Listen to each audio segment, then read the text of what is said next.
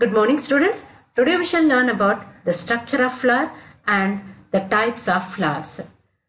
Shall we start? Yes. Students, do you know this? Not all plants produce flowers. Only angiosperms produce flowers. And what's special about flowers? Yes, flower is the reproductive part of the plant because it is the flower which transforms into fruit, and fruit contains seeds. These seeds upon germination produces the baby plant, and this baby plant later becomes the adult plant, mature plant. Got it? So flower is the reproductive part of the plant. Now, what are the parts present in a flower? What is the structure of it? A flower has pedicel, which is the stalk of the flower. Next is thalamus. Thalamus is the tip of the stalk. So this is the stalk and this is the tip. This tip is broader. This broad region is called as thalamus. So ఈ stalk యొక్క tip broadగా ఉంది కదా, దీన్నే ఏమంటారంటే thalamus అంటారు. On this thalamus, the floral parts, the actual parts of the flower are located, and these floral parts are arranged in circles. See here, see the arrangement here. They are in circles. This is one circle, next circle, next circle, and this is innermost circle. So floral parts are arranged in whorls. Whorls means circles. Each whorl has a specific name. The outermost whorl is called as calyx. Next is corolla. Next whorl is androecium, and innermost is gynoecium. And each whorl is made up of certain parts. Now see what are the parts. It is made up of, so calyx is made up of sepals, corolla is made up of petals, androecium is made up of stamens, gynoecium is made up of carpels. So see here, these are the sepals. So these green structures are called as sepals. Sepals constitute calyx. Next is these colorful structures. These are called as petals, and they make up the second whorl, that is corolla. Next, these filament-like structures, these pipe-like structures, they are called as stamens, and they make up androecium. Next, this innermost part is called as carpel, and it makes up the innermost whorl called gynoecium. Got it? So floral parts are whorls circles లో ఉంటాయి. ఒక్కొక్క సర్కిల్కి ఒక్కొక్క name ఉంది. Outer most సర్కిల్ని calyx అంటారు, next దాన్ని కొరల్లా అంటారు, next దాన్ని androecium అంటారు, అండ్ ఇన్నర్ మోస్ట్ దాన్ని గైనీషియం అంటారు. అండ్ ఈ హొరల్ని ఒక్కొక్క హొరలు కొన్ని పార్ట్స్తో తయారై ఉంటుంది. కేలిక్స్ దేంతో తయారై ఉంటుంది అంటే సెపల్స్, కొరల్లా అనేది పెటల్స్తో తయారై ఉంటుంది, ఆండ్రోసియం స్టేమెన్స్తో తయారై ఉంటుంది, గైనీషియం కార్పల్స్తో తయారై ఉంటుంది. Got it? So this is about the parts of the flower. Now let us see which part performs what function for the plant. First it is pedicel. So pedicel helps the flower in joining with stem. So it is through pedicel flower is joined with the stem, and thereby it helps in displaying the flower. So flower ni correct ga display చేస్తుంది. ఆ structure ఏంటంటే pedicel. Next is thalamus. So thalamus is the seat or stage for the floral parts. So it is the seat on which floral parts are accommodated. Next is calyx or sepals. The whorl is calyx and it is made up of sepals.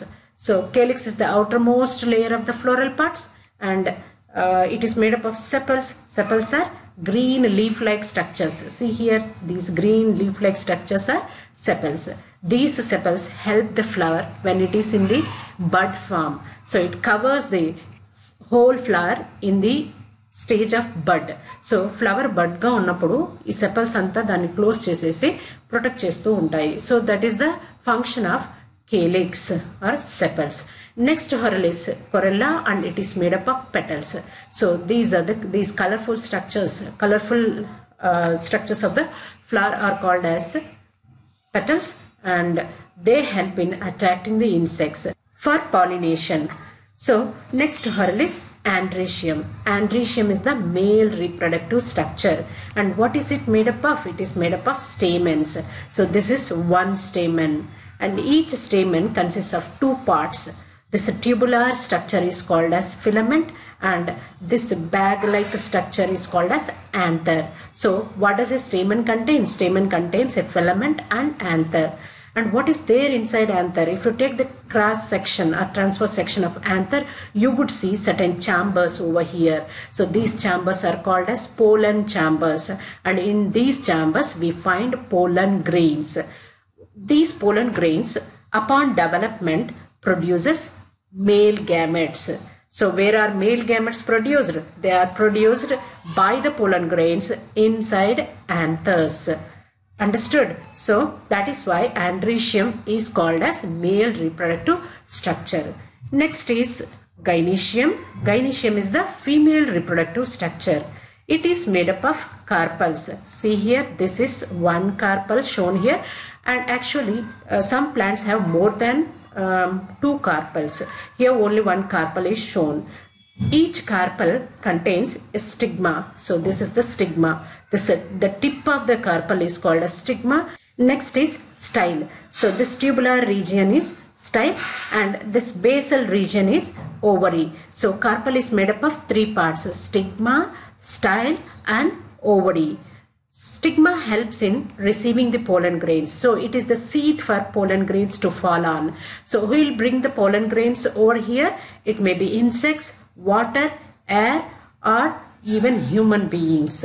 Understood, students? So they are all the pollinating agents. So by pollination, the pollen grains reach over here. That is why we say the stigma is the seat of pollen grains, seat to receive the pollen grains. Next is style. Style is this tubular region through which the male gametes present in the pollen grains pass through and reaches ovary. So that is why it is called as channel for the movement of male gametes. So ఇక్కడ pollen grains పడతాయి కదా, ఈ pollen grains లోపల ఉండే male gametes style గుండా pass అయ్యి ఓవరీకి reach అవుతాయి. And this is the ovary.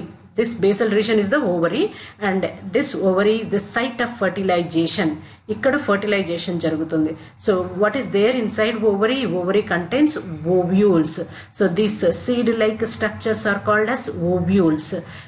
Actually, these ovules, when the flower becomes fruit, these ovules become seeds. These are the future seeds. Got it? And what is there inside ovules? Ovules లోపల ఏముంటుందంటే each ovule contains one ovum. Ovum is the female gamete. Understood? So ovary contains ovules. Ovules contain ova, and ova is the female gametes. So ovary is the site of fertilization. When male gametes come over here, they fuse with the female gamete, that is ovum, and they form zygotes. Zygotes later become seeds. So these ovules, they become seeds, and this structure, this ovary becomes fruit.